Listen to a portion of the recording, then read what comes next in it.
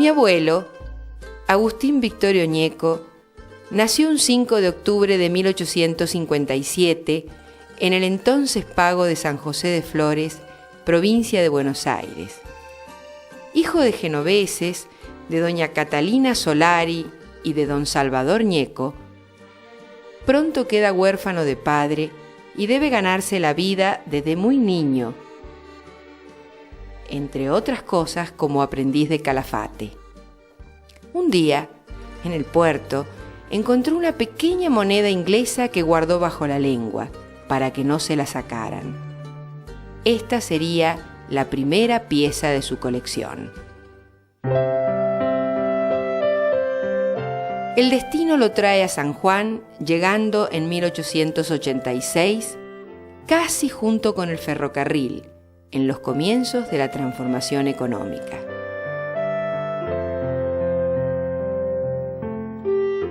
Era un incansable trabajador, que pronto se vincula con la sociedad de la época desde actividades comerciales, agrícolas y culturales.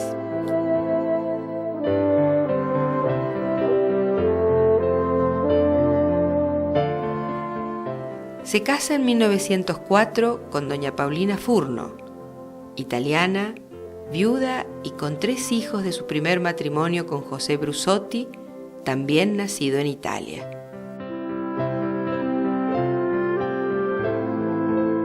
Con Paulina Furno tuvo 4 hijos, una niña que falleció de 1 año y 3 hijos varones, Anabadro, Vitálico y Guarpeliano, formando una familia grande. En su casa solariega de 14 habitaciones convivían los hijos de su esposa, sus hijos y sus hermanos.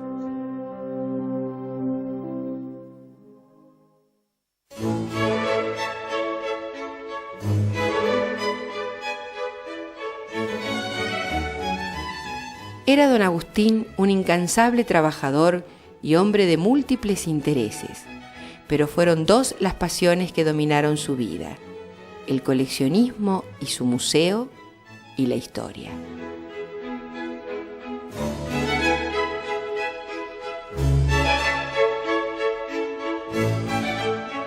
Desde Buenos Aires llega con una colección importante de monedas, medallas y filatelia, pero al arribar a la apacible ciudad provinciana, su historia y sus costumbres, con resabios de antaño, lo cautivan y define su coleccionismo hacia todo lo que testimonie la vida del hombre en la región.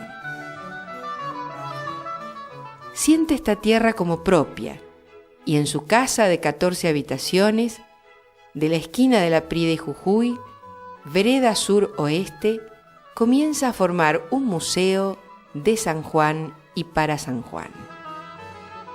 Considero que mi abuelo fue un vanguardista, porque en épocas que se formaban museos relacionados con la historia pública o con objetos suntuarios, en su museo le dio cabida a todos los objetos, tanto aquellos que mostraban el accionar político, religioso o militar, como a los que registraban el trabajo de los habitantes de la región o la vida cotidiana de todos los sectores sociales. Esta entrada del hombre común al museo y de la vida de todos los días fue preconizada por los movimientos renovadores de la museología en la segunda mitad del siglo XX.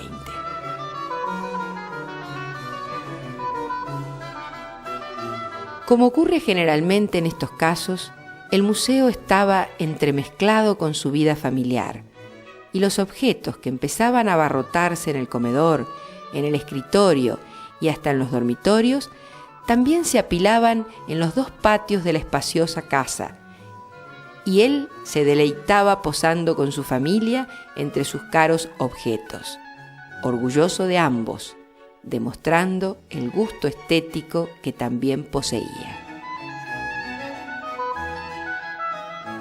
Dado que pronto su casa le resultó insuficiente, construyó 2 grandes depósitos, con salida a la calle Jujuy, donde siguió reuniendo objetos de la más variada naturaleza, y donde el espectador veía, junto a papeles antiguos, cuadros, muebles o elementos de la construcción y del trabajo del hombre.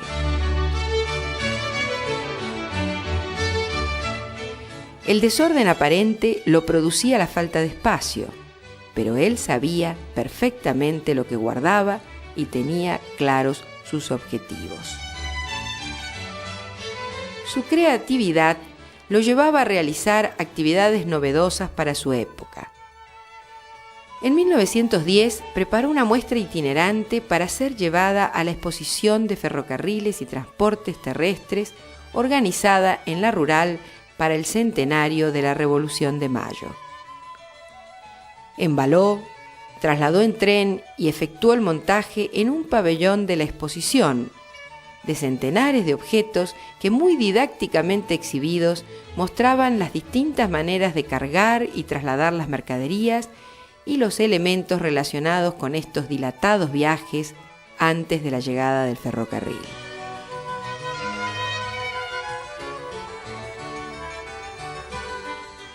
Otro adelanto fue el uso de la fotografía como un recurso técnico fundamental en la descripción y conservación de los objetos y una apoyatura didáctica en las muestras.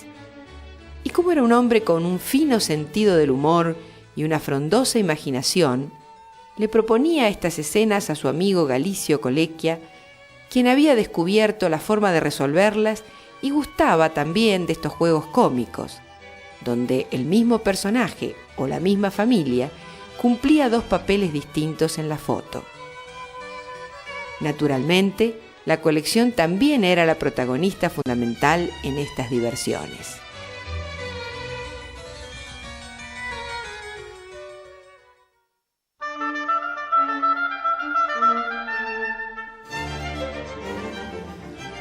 Su pasión por el museo iba de la mano con la historia, y en este campo también lo considero un visionario, dado que casi un siglo antes comenzó a bucear en la historia de la vida cotidiana, utilizando novedosas metodologías como el trabajo de campo y la entrevista, adelantándose a lo que hoy se llama historia oral.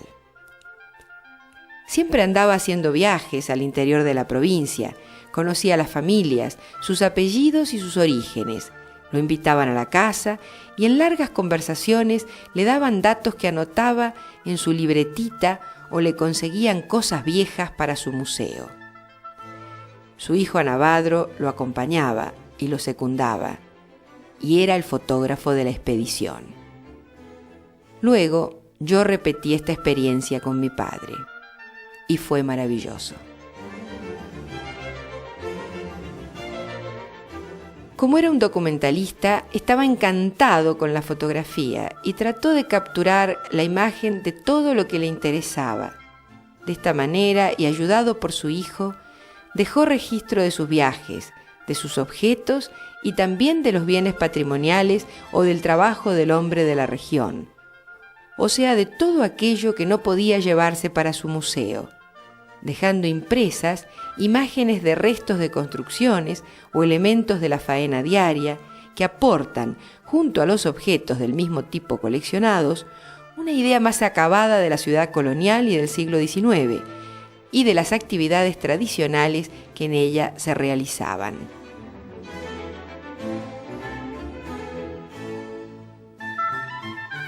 Esto se explica porque tanto la fotografía como el objeto eran considerados por Agustín Ñeco como otra fuente del conocimiento histórico, que iba develando otros aspectos del devenir de nuestros antepasados.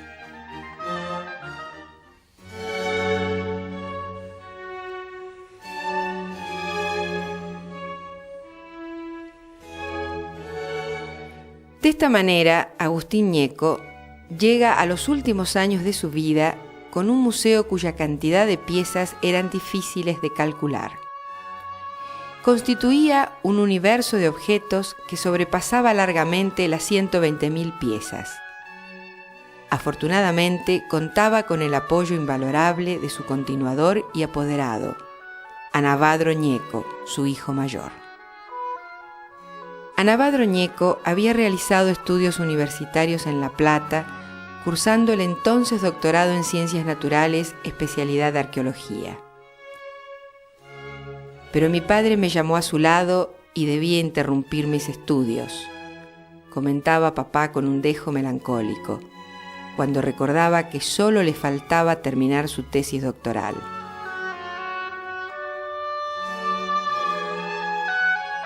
Don Agustín era un hombre entrado en años y necesitaba ayuda, y el hijo mayor era el único que sentía inclinación por estas cosas de la historia.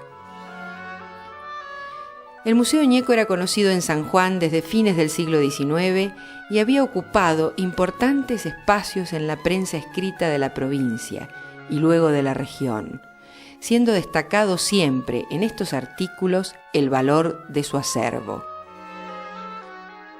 El periódico sanjuanino El Porvenir, en su número especial dedicado al centenario de la Revolución de Mayo, al comenzar un largo artículo de 2 páginas denominado Reliquias Históricas, afirmaba: fuera de los de Buenos Aires y de La Plata, no conocemos otro museo de la importancia de este, tanto por la cantidad de los objetos que encierra como por el valor histórico de sus numerosos ejemplares.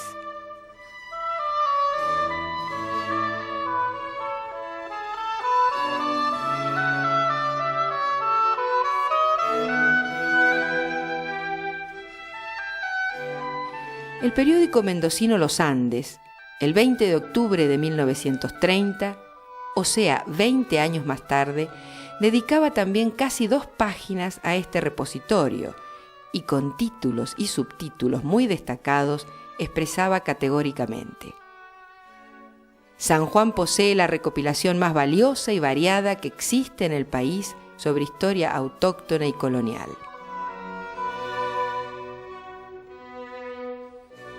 Hacia la segunda década del siglo XX, las colecciones habían superado ampliamente la casa y los depósitos.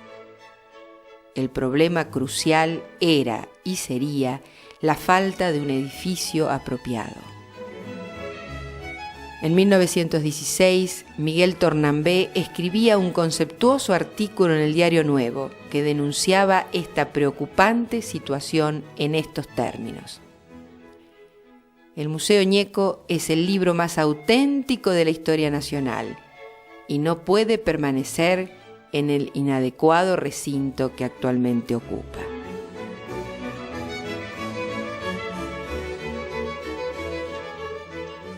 Agustín Ñeco, fiel a la pasión que lo dominaba, se había gastado los recursos provenientes de su trabajo en la colección y no quedaba para construir el edificio.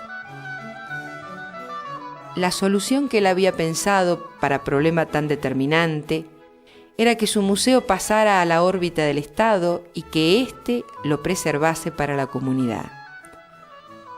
Las gestiones comenzaron a principios del siglo XX, pero fueron demasiado largas y desgastantes. Al fallecer mi abuelo en 1940, se suma a esta situación el problema de la división de los bienes, entre ellos la gran casa. Y fue entonces cuando comenzó el peregrinaje del museo. Más de 2 años le llevó a mi padre preparar la titánica y lamentable mudanza al Museo de Luján, donde su director, el benemérito Enrique Udaondo, le había prometido un lugar y su apoyo. A fines de 1943, y salvándose providencialmente del terremoto del 44, el Museo Ñeco partió en 23 vagones de ferrocarril hacia la provincia de Buenos Aires.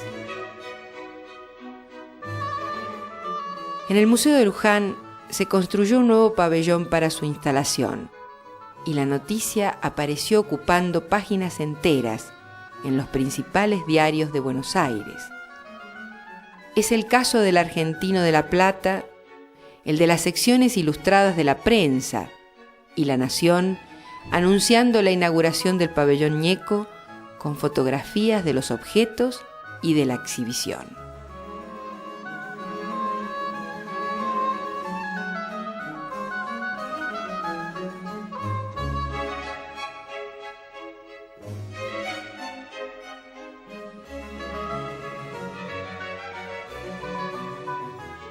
Lo cierto es que su hijo Anabadro sintió que debía hacer realidad lo que tanto había desvelado a su padre, y con noble sacrificio se empeñó en volver. Había vendido solo 10.000 piezas a Luján, reservando una parte de la colección, esperando mejores circunstancias políticas. Un buen día, repitiendo su empresa titánica, regresó con sus bártulos a San Juan, gracias al gobierno del doctor Américo García y después de largas y pesadas gestiones. Lamentablemente, gobiernos posteriores no cumplieron exactamente con el contrato y los objetos debieron esperar varios años más, apilados y repartidos entre la vieja casa de mi padre en Concepción, donde también en un tiempo habitó su familia, y un depósito en el centro de la ciudad.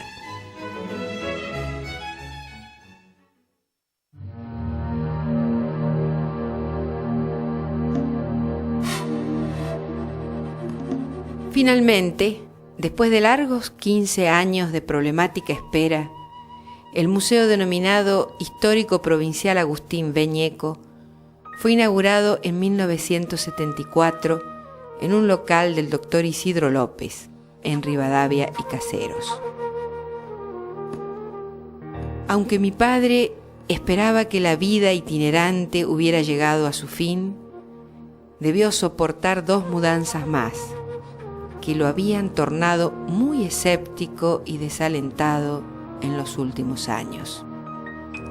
He perdido gran parte de mi vida en los pasillos de la Casa de Gobierno y en mudanzas estériles. Se quejaba frecuentemente, con honda tristeza, mi padre.